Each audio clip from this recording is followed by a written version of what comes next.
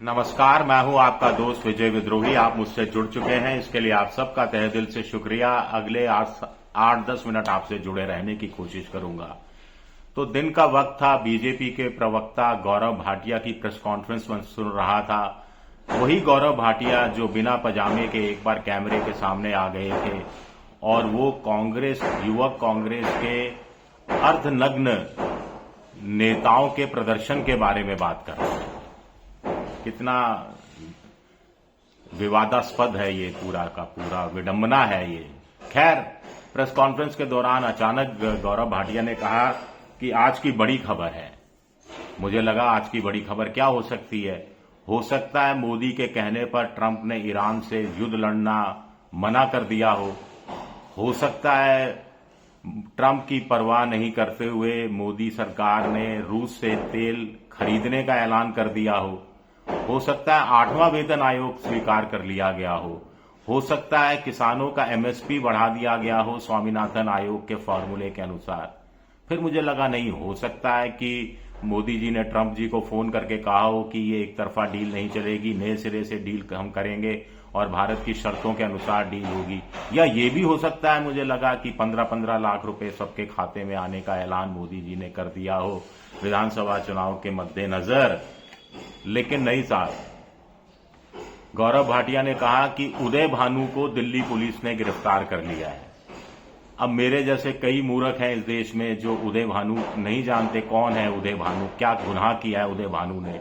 तो गौरव भाटिया ने ही साफ किया कि भारतीय युवक कांग्रेस के राष्ट्रीय अध्यक्ष उदय भानु को दिल्ली पुलिस ने गिरफ्तार कर लिया है और राहुल गांधी के इशारे पर उदय भानु ने अपने कार्यकर्ताओं के माध्यम से आर्टिफिशियल इंटेलिजेंस की जो समिट दिल्ली में हो रही थी उसमें व्यवधान पैदा करने की कोशिश की थी और भारत को शर्मसार करने की कोशिश की थी और बड़ा गलत काम किया था।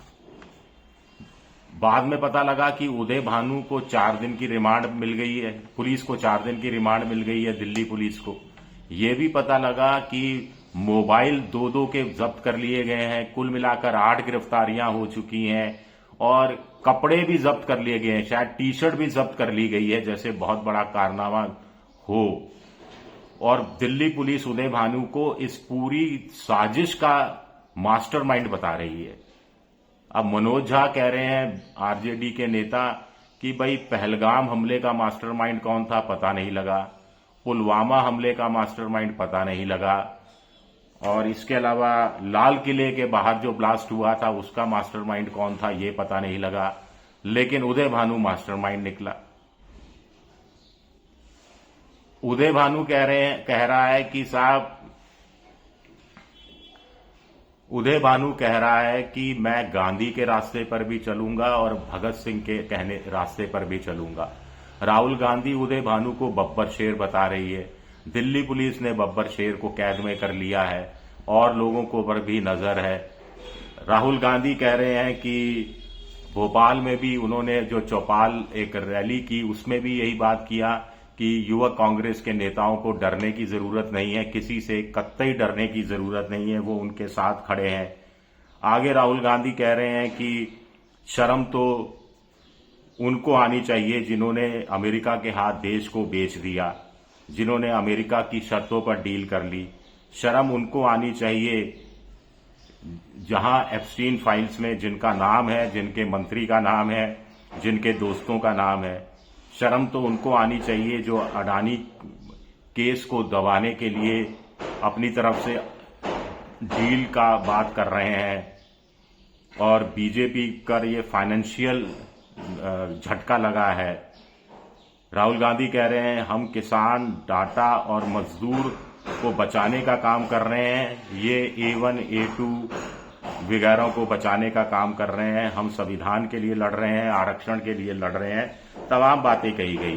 तो शर्टलेस बनाम शेमलेस बनाम इश्यूलेस बनाम ट्रुथलेस। इश्यूलेस इसलिए कह रहा हूं कि जैसे देश में कोई मुद्दा रह ही नहीं गया है, जैसे 10-12 कांग्रेस के कार्यकर्ताओं ने जो प्रदर्शन किया वो ही सबसे बड़ा मुद्दा हो गया है और उसको अलग अलग ढंग से भुनाने की कोशिश हो रही है। पहले प्रधानमंत्री इसमें कूदे अब राहुल गांधी भी कूद गए हैं, कांग्रेस भी इन बब्बर शेरों के साथ खड़ी है और बीजेपी ने तो जैसे मोदी सरकार ने ठान लिया है कि विरोध में एक भी स्वर उठा, एक भी असहमति का स्वर उठा, चाहे संसद के अंदर हो चाहे संसद के बाहर हो, तो उसे येन केन प्रकारेण दबा दिया जाएगा, कुचल दिया जाएगा।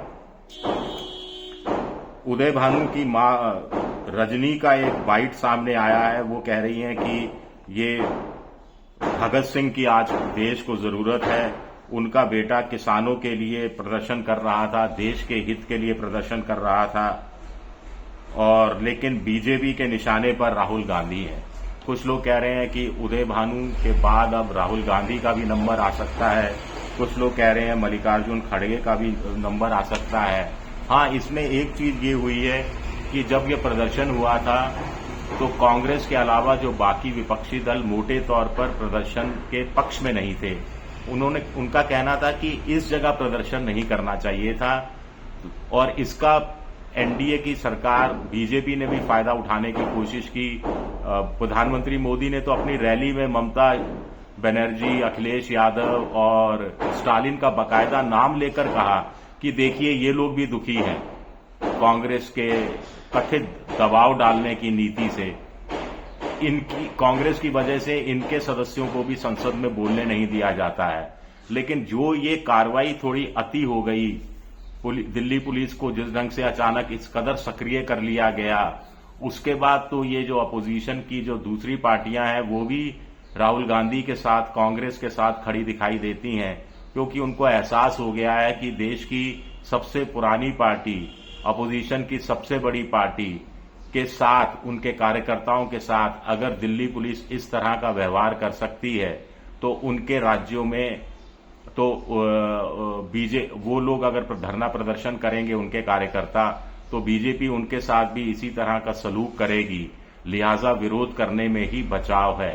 Attack is the best way of defence. कुछ ना कुछ ये एक तब्दीली आती दिखती है। अब इस बात पर बहस हो सकती है कि प्रदर्शन वहां करना चाहिए था या कहीं और करना चाहिए था। इस बात पर भी बहस हो सकती है कि शर्ट उतारी क्योंकि टी शर्ट दिखाई देना जरूरी था। इसको अगर नग्नता का बात की जाए तो फिर हरियाणा में जो बीजेपी के नेताओं ने कमर के ऊपर कुछ नहीं पहना था, जिसमें ठीक ठाक बड़े बड़े हरियाणा के प्रदेश स्तर के नेता शामिल थे जिनकी शक्लें साफ तौर पर दिखाई दे रही हैं, तो उस प्रदर्शन को क्या कहा जाएगा। नॉर्थ ईस्ट में arm force special power act के खिलाफ वहां की महिलाओं ने पूरे कपड़े उतारकर प्रदर्शन किया था। क्या वो भी देश को शर्मसार करने वाला था या देश की आंखें खोलने वाला था? कुछ चीजें प्रतीकों के रूप में भी सामने आती हैं, ऑप्टिक्स का भी अलग महत्व होता है। बीजेपी को लग रहा है कि वो नैरेटिव बदल सकते हैं। बीजेपी को शायद लग रहा है कि इतना प्रेशर राहुल गांधी और विपक्ष पर डालो कि 9 मार्च को जो स्पीकर को पद से हटाने का प्रस्ताव आने वाला है, उससे पहले कहीं कोई डील हो जाए। राहुल गांधी किसी भी डील से के आगे झुकने वाले नहीं है, ऐसा कांग्रेस के दूसरे नेताओं का कहना है। तो अब शर्टलेस वर्सेस शेमलेस की एक नई बहस देश में चल निकली है। शुक्रिया मेरा वीडियो देखने के लिए। पसंद आए तो लाइक कीजिए, सब्सक्राइब कीजिए, शेयर कीजिए।